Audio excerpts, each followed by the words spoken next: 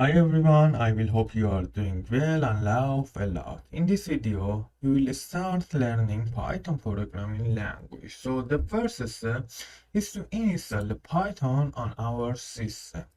To do this, simply go to the official Python website, means python.org, and head to the Downloads tab. In the Downloads tab, you see various versions of Python for each operating system. You will notice that there is no specific versions for the Linux operating system because Python is typically pre-installed on the Linux. So we will choose Windows versions and proceed to the download page. Download page offers both pre-release versions and stable release versions. Pre-release versions are in the testing phase and will include some new features that are not yet fully tested. Therefore, we choose the stable versions because stable versions are official Python release that has been tested and can be productive. Okay, after clicking on the download link, the download starts. With glance of the download file, we may notice that the Python installer is nearly small, about 27 megabytes. I have to say, it is not an online installer, and we might be wondering how such a small file can handle complex tasks. The answer and one of the philosophy of Python rely on libraries. Libraries are collection of pre-written codes that extend Python's functionality and make it bigger and bigger. Okay, I already downloaded it, so navigate to the download folder and open the installer. When we open the installer, we can first install now to install Python. But before proceeding with the installation, make sure to enable and python.exit pass option. This step is crucial because it adds Python's location to our system's environment variable. So, as a result, when we execute Python code in the terminal or command prompt, it will recognize this version of Python. So, after installing the Python, we found a folder of Python and this version, names of a Python and this version in the start menu. So head to it. We found 4 files in that folder. Ideally stands for Integrated Development and Learning Environment. This is a GUI for coding. Ideally is always installed with Python and is mostly for learning purpose. Second file is a command line for the Python. We can execute commands of Python in command line. 2 other files are documentation for the Python, and you can learn function or libraries here. So open the IDLE. IDLE is good, but it lacks themes and a bit slow. When we open the when we open the IDLE, the shell is appear. The shell is interactive interpreter that allow users to execute Python command and receive immediate feedback, like a calculation or importing some libraries or assign a variable. But the shell is not suitable for large programs due to its limited functionality, lack of organization, challenges in debugging, inability to save code persistently, and reduced readability compared to a structured file. A structured script file, a notebook. We must begins a notebook. So select new file from file tab and open a notebook. A notebook execute Python code from top to bottom. So we can write our code here. We assign m equals to 75 and v equals to 20. Then we write kinematic energy formula means K equals 1/2 times M times squared V. Double asterisk means power. So okay, now we write first a small code. So we need to run it. For the run the code, first a F5 button. It says save me, okay, save it with the proper name, and our code is run properly.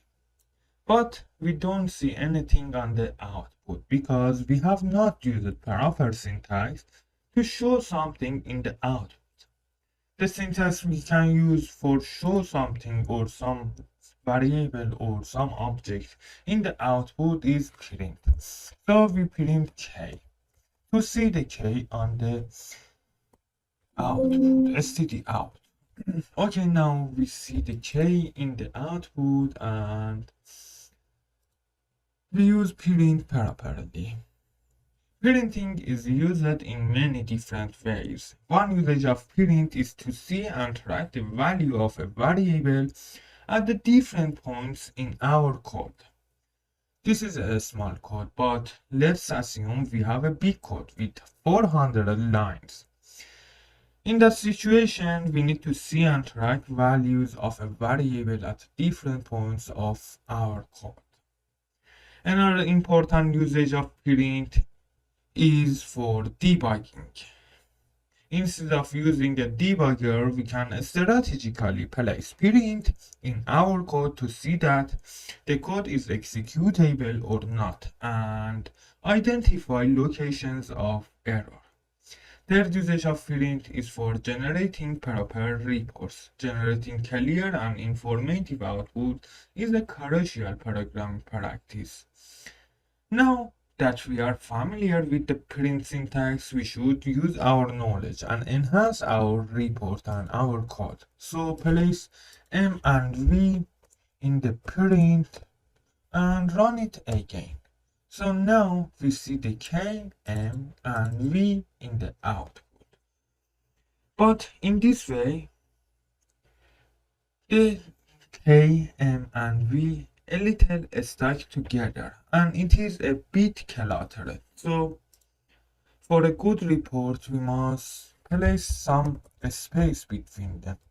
So place a space and string between each variable, then rerun it. Okay, now the output, the report, is beautifuler than before, but our code is very cheap. Anyone who looks at our code understands that we don't know anything about Python. So to prevent this from happening, we can use \t instead of a space. So place \t here and here. \t stands for tab keyword and insert for space to the print syntax. Okay, done it. Now we see the space in the output and our code is prettier than before, but let's assume we are coding a big project and we want more variables on the print, like 20, 10, or anything else. In that situation, we must place \t between each variables and it is a redundancy to coding. So remove the \t and think about a Pythonic way for separate our variables.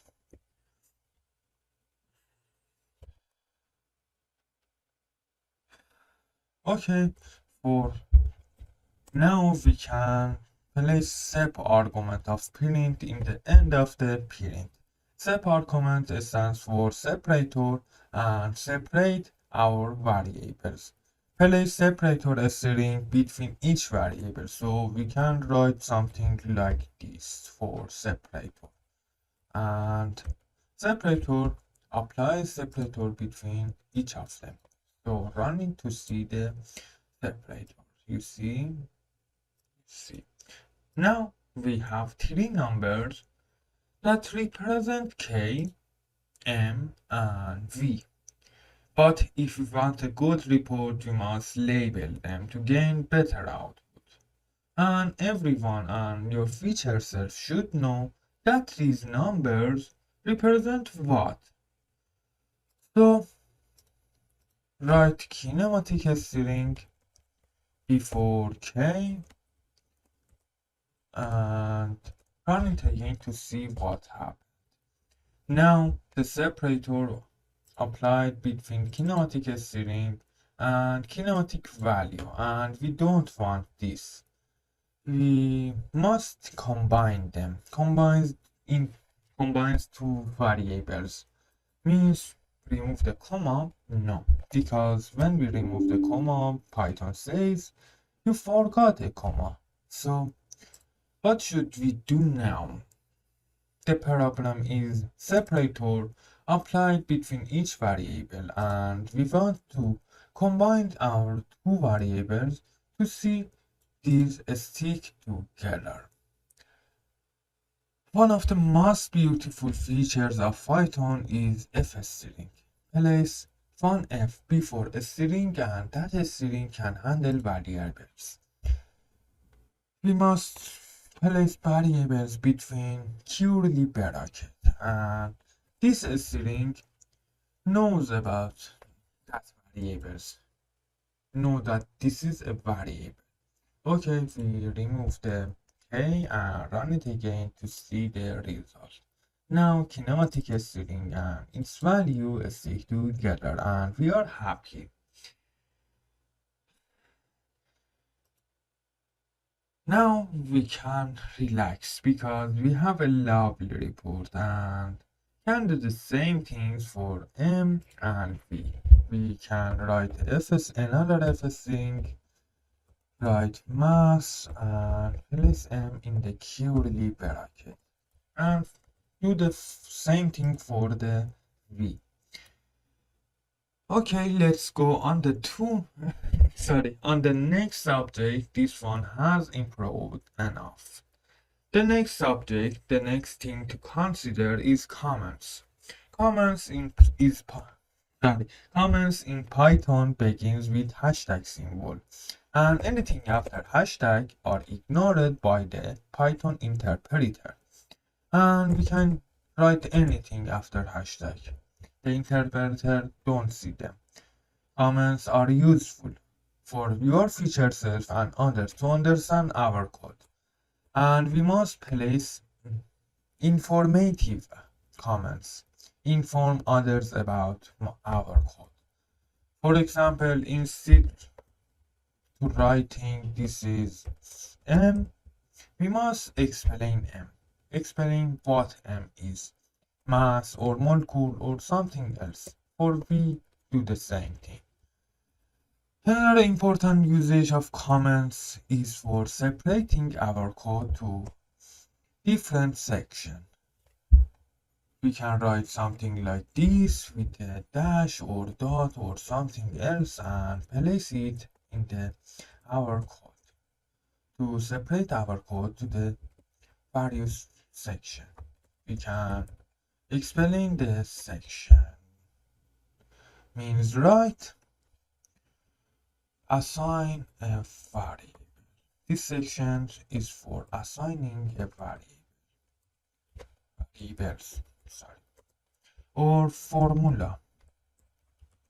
Now the code is beautifuler than before, prettier than, and you must love it. Okay, before we wrap up, I must explain Python variables name Python variable names constraints. Variables name could start with anything, but it couldn't start with numbers. So this is make error. And when we run it, the Python says invalid decimal literal. So commenting so because we want to see that. Another constraint of variable is that the variables cannot accept a space between them. Means this is a bug. And Python says are not proper the code correctly. So we go to the finally constraint.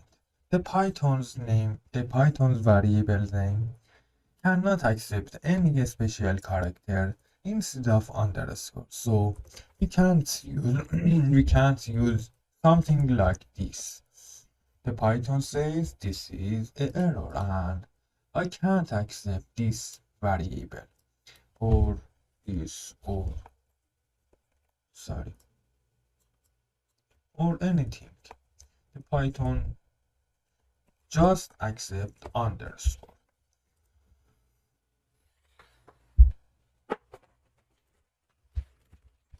Okay, thank you for watching my video. I apologize for the grammar mistakes. Please be happy and learn to value yourself and ourselves, which means fight for your happiness or our happiness. Because if you are happy, the world is better place. Thank you. I love you. I like you. Sorry. I love you. In the Persian is a good sense for sorry. Thank you for watching. Bye.